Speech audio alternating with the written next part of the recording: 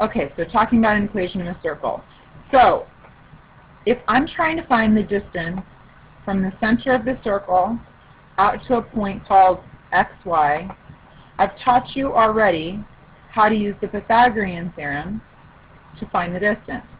Then we talked about how the Pythagorean theorem relates to the distance formula, right? I mean, it has a direct relationship. So the distance formula formally, which I hate to use, but the distance formula formally is distance equals the difference between x's squared plus the difference between y's squared, and sometimes they'll use x sub 2 minus x sub 1 and y sub 2 minus y sub 1. It doesn't matter because you're squaring it. It doesn't matter because you're squaring it. You could put 1 and 2 and 1 and 2. As long as these are x's and these are y's. But it does matter today, so let's not talk about that. It does matter today because we're going to use it to represent it in a different way. Okay, Devin? And then what's the final thing we do to find the distance? Take the square root, right? So I'm going to use this formula to demonstrate the equation of a circle. So let's pretend I'm trying to find the distance, or in this case, what would we call this? What is it, the distance from, thank you, the radius. So if I were to try and find the radius,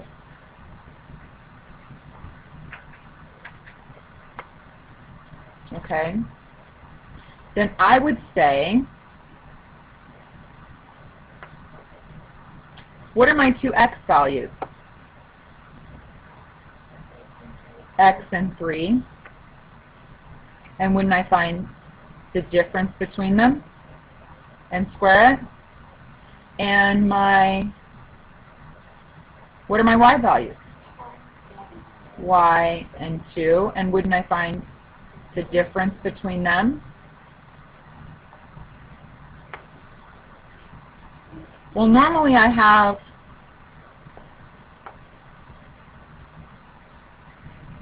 the square root, correct? Would be my radius.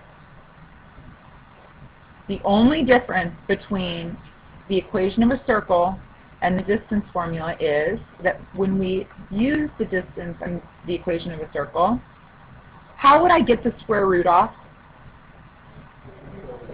I would square both sides, correct?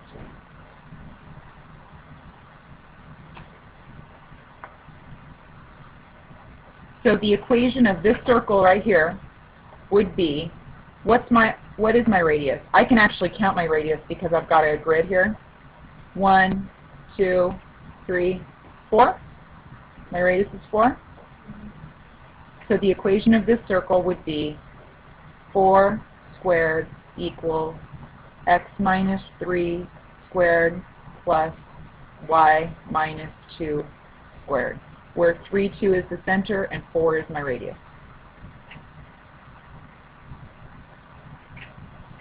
Let's just finish writing that down. All right, so let's write it formally. The standard equation of a circle is r squared equals the difference between x and h squared plus the difference between y and k squared, where hk is the center of the circle. R is the radius. R is the distance, or the radius, from the center of the circle to any point on the circle. Which makes sense why they use the distance formula, right? It's a distance.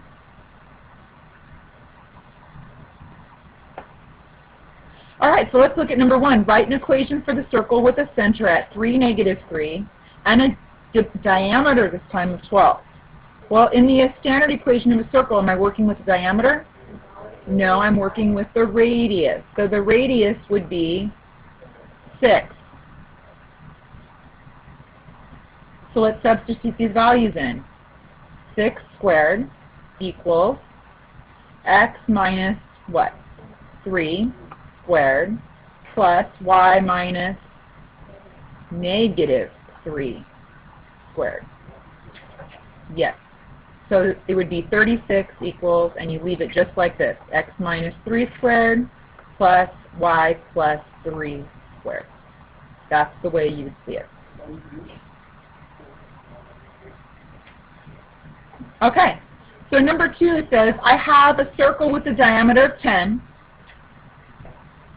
A circle with a diameter of 10 has its center in the first quadrant. So where's the first quadrant on this Cartesian plane?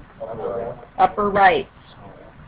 First quadrant, second quadrant, third quadrant, fourth quadrant. From here on out, math is going to get harder and harder, and you always work in a counterclockwise fashion. All right, so it says, I have a circle with a diameter of 10, therefore I have a radius of 5. And it says, the lines y equals negative 3 and x equals negative 1 are tangent to the circle. What does that mean when they're tangent? They're just going to touch at one point. Write an equation of the circle. Okay, well, I'm not quite getting it yet. I know that it's got to be, the center's got to be up here, and I know it's just going to skim y equals negative 3 and x equals negative 1. So let's start off by actually drawing those lines. So y equals negative 3. Y equals negative 3 is going to cross the x-axis or the y-axis? Crossing the y-axis. So I'm going to go down 3 on the y-axis and draw a line there.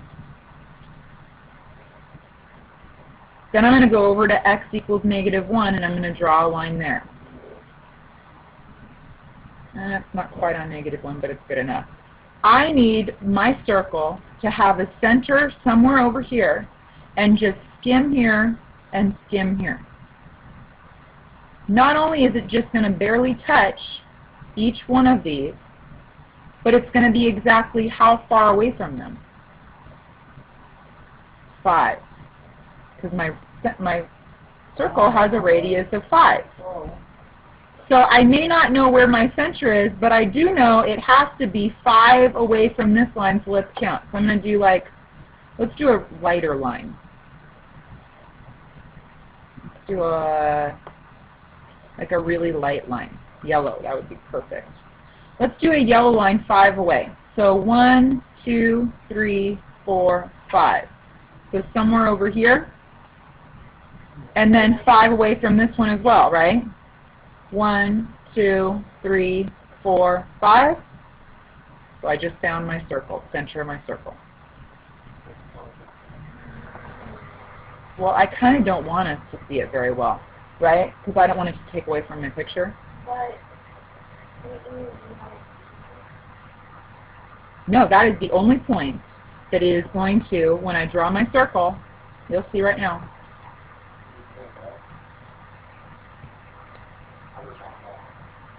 Right? That's the only point. If I were to put it a little bit over, it wouldn't be touching one of them. A little bit further down, it's got to be 5 away from that line and 5 away from that line. Get it?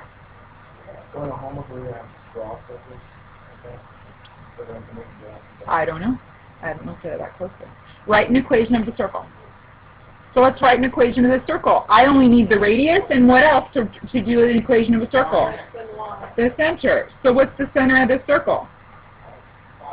No. No. 1, 2, 3, 4, 1, 2. 4, 2. So I would say 5 squared is 25 equals x minus 4 squared plus y minus 2 squared. That's the equation of my circle. Let's try this one. Here's the equation. We need to graph it. So I'll let you sketch a graph really quick, and then we'll graph it. Okay, so let's pick apart what we know from this equation. Do I know my radius? No. 2. Because the equation says the radius squared. So if the radius squared equals 4, then the radius must be 2. So the radius is 2, and what's the center? 2 and negative 3. No. Don't we always have a difference between them in here? So really this is a 2, and this is a y minus negative 3. Right? So is the x, like the x minus blah blah blah, under the r? No, this is the r. On the other side of the equation is always the r. Oh, so it's half. No, it's not half. Half whatever. It's the square root of it. So if this was a 25, it would be 5. If this was 36, it would be 6. If this was a positive number, it would be a negative 2. Because you always need the difference between them. Just like that's why I showed you the distance formula again. You should be looking for minus signs right here. That's what would be normal, right? Okay, so this would be at 2, negative 3 with a radius of 2.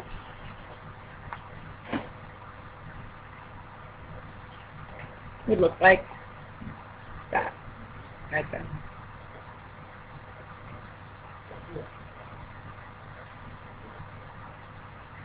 Okay, so last example, go ahead and write yourself another Cartesian plane, and then we're going to plot the points D, E, and F, and then we're going to talk about this scenario.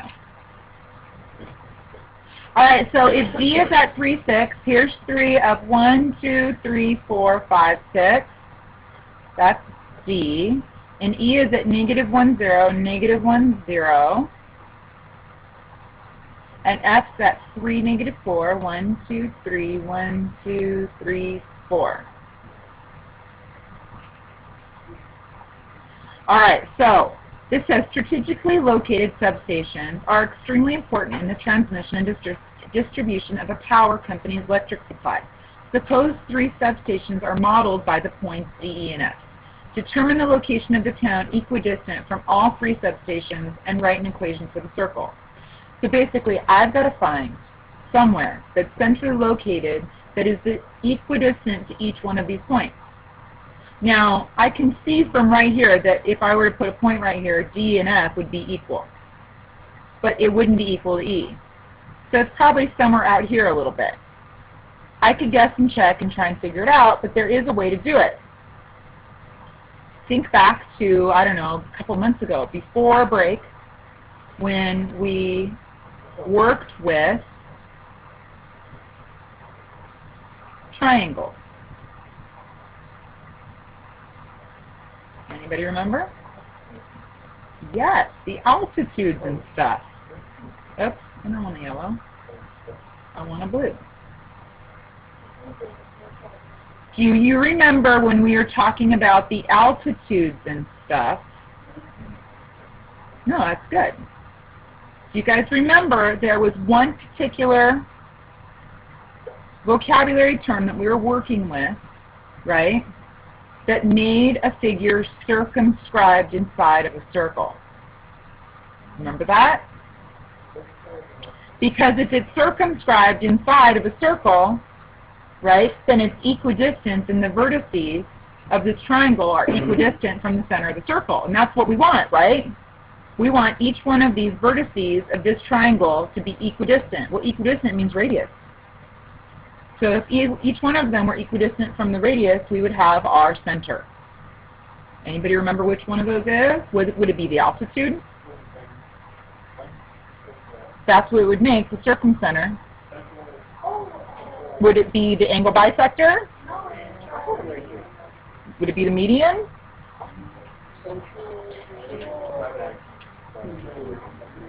Not the altitude. One more that I'm telling you. There's one more that you're not telling me. You're not telling me.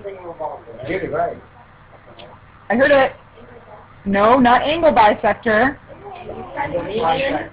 What? I need a circle angle bisector. I heard it. Perpendicular. Boom, right there. Kevin even brought out his organizer and figured it out. It's the perpendicular bisector. I do still have yours. Yes. Okay, so let's do a perpendicular. So somebody remind me, what is a perpendicular bisector? It forms a right angle, and it cuts the segment in half, right? So I'm not going to do it exact, but I need you guys to stop talking. I'm not going to do it exact, but I am going to use a protractor to kind of guide me. So this is a right angle right here, right? So I'm going to use this right angle to kind of, why is it going so slow for me? To kind of guide me. So I'm going to take and I'm going to turn this thing. Whoa. It's, look, I'm not even touching it now. Okay. Yeah, no hands. Well, this is unfortunate. I want to be able to use this tool. All right, I'm going to have to do it, I think, from... Hopefully it'll still hear me talking. Okay. So I'm going to turn it, and then I'm going to move it so that it's kind of in the middle, and then I'm going to draw myself. I don't. That's why I started making a rough sketch. So are we supposed to measure that? No. For our purposes today, what I want you to be able to do is give me the equation of the circle, not make this perfect. So just remember that when you're doing it. So I'd say about there, right? It does not look like, I guess we could put it down a little bit. Yeah. All right, now let's turn it again. Well, that's what math is, though, guys. You know, you don't just learn something and then you're done. So this is a 90-degree angle again, right? But it needs to be kind of in the middle. Is that about the middle? So then I'm going to draw a line there.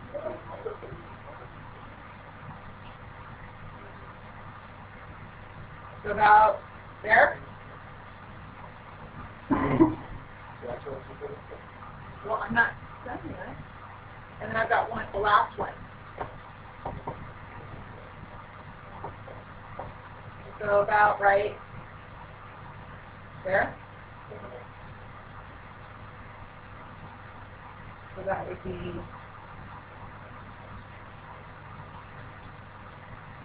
there.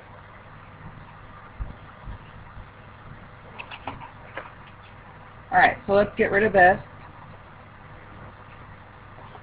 I can change the color. I'm not even going to worry about it. Okay, so there's my center. Right there. And if I were to draw a circle around it, change the color to red. Does it work? It's all right. For the most part, it's circumscribed in there. It's good for our purposes, because what am I trying to accomplish again? The equation of the circle. Can you tell me from looking at this picture what my radius is? It looks like 5. It looks like 4? 5. It's 5. And what would be my center? 4, 1? 4, 1 looks good to me. So my equation of my circle would be 25 equals x minus 4 squared plus y minus 1 squared. And we're done.